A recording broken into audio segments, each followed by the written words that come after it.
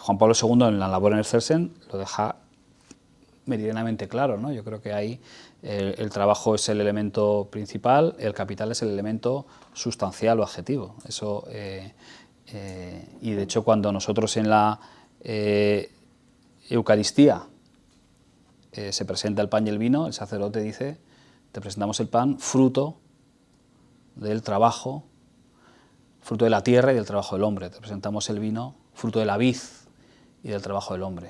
Es decir, todo lo que hay en la tierra, todo, miremos, o es creación, o es tierra, o es vid, o es un regalo, o es, llamémoslo como era, o es materia prima, creación.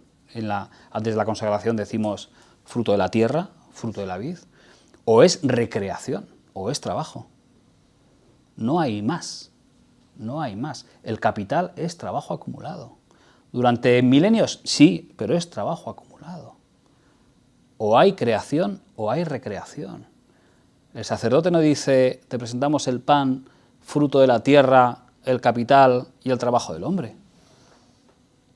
No, en cristiano hay trabajo o creación.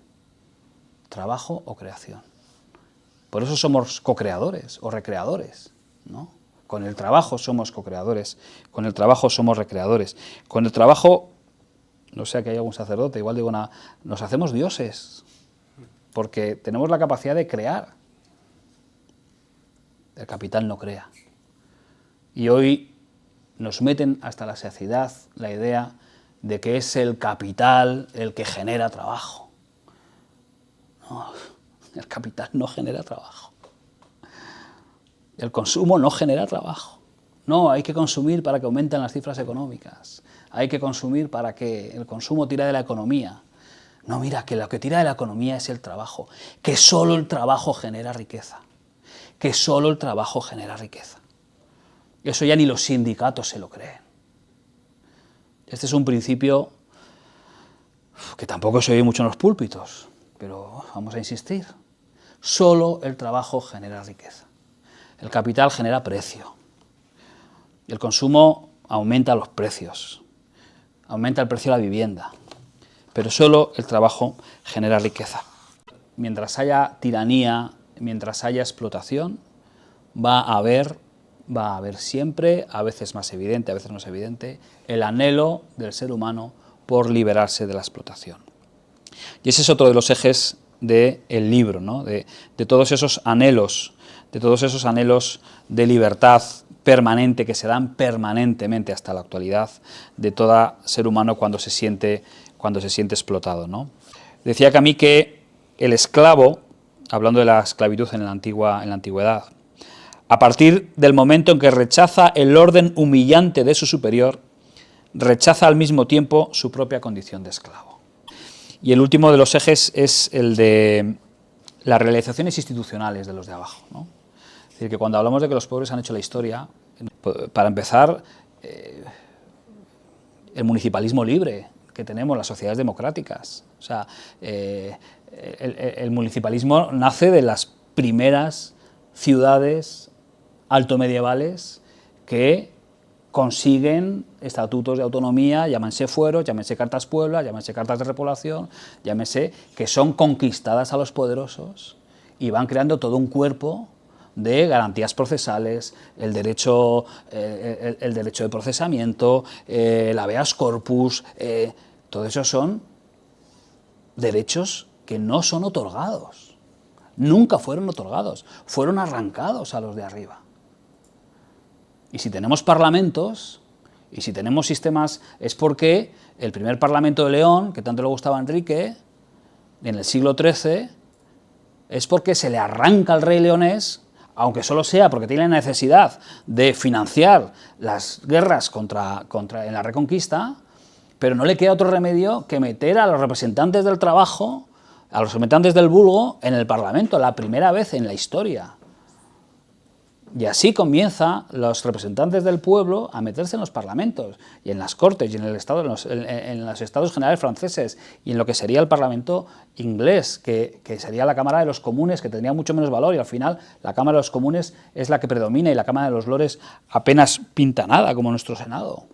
Cuando Bismarck en el siglo XIX crea la primera ley de protección social, no la crea porque quiera mucho al movimiento obrero, sino porque tiene tanto miedo al Partido Socialista Alemán que se acaba de crear y a los obreros alemanes que se están organizando, que aunque solo sea por miedo, como decía Tomás Malagón, que la historia a veces avanza con el culo pegado a la pared, pero avanza, aunque solo sea por miedo, tiene que sacar una ley de protección social, que es la base de todas las seguridades sociales de Europa.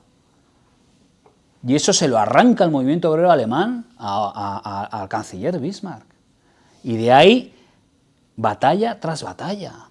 Las 8 horas son fruto de una de las huelgas más ejemplares del movimiento obrero español. La primera vez que en España se firman las 8 horas por ley es en 1923, después de la guerra, de 1921, después de la huelga de la canadiense, en la que los obreros españoles consiguen arrancar al conde de Romanones que firme por ley la aspiración secular del movimiento obrero, 8 horas de descanso, 8 horas para la formación, 8 horas de trabajo.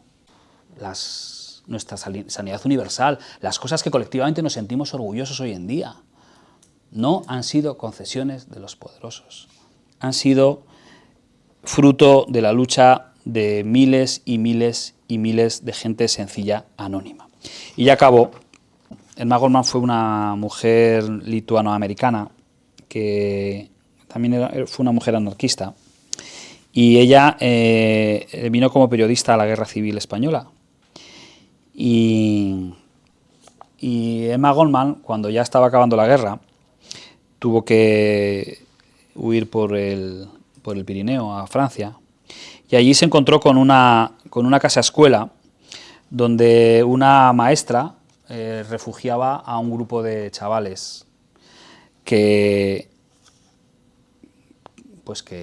desamparados, y que de su pequeña casa de pueblo había hecho una casa escuela para proteger a esos chavales, ¿no?, de los horrores de la guerra, ¿no? Y dice Emma Goldman en su biografía, dice: presidía la casa escuela en la que se refugiaban de la guerra un puñado de niños en el Pirineo en 1939. El siguiente texto. Dice: bueno, la profesora, la maestra Roca, había convertido esa casa campesina heredada de sus padres en un santuario de la infancia. Era maestra y madre para 30 niños que se cobijaban bajo sus alas como polluelos. La ayudaba su hijo Floreal, de 12 años, y un campesino y su burro acarreaban los abastecimientos desde el fondo del valle. Las necesidades estaban lejos de ser cubiertas, especialmente en calorías y ropa de invierno, pero el olvido de los bombardeos y la guerra del mundo viejo había recuperado pronto a aquellos niños que efectivamente estaban saboreando un mundo nuevo. Y presidía el cartel, y este es el cartel que presidía en la casa escuela: los niños son el mundo nuevo, todos los soñadores son niños. Lo son aquellos a quienes mueve la delicadeza y la bondad, aquellos en cuyo pecho palpita el amor por la libertad y la cultura, los que gozan con la felicidad del prójimo, los que sienten latir sus corazones, quienes se sientan capaces de mitigar el sufrimiento del otro, los que asisten a los desvalidos. Esos son también niños. No son niños quienes han perdido la fe en la bondad del hombre y no ven en cada criatura un hermano. Aquellos quienes aquejan la suficiencia y la arrogancia. Si la ingratitud forma parte de tu corazón, no entres en esta escuela. No eres niño.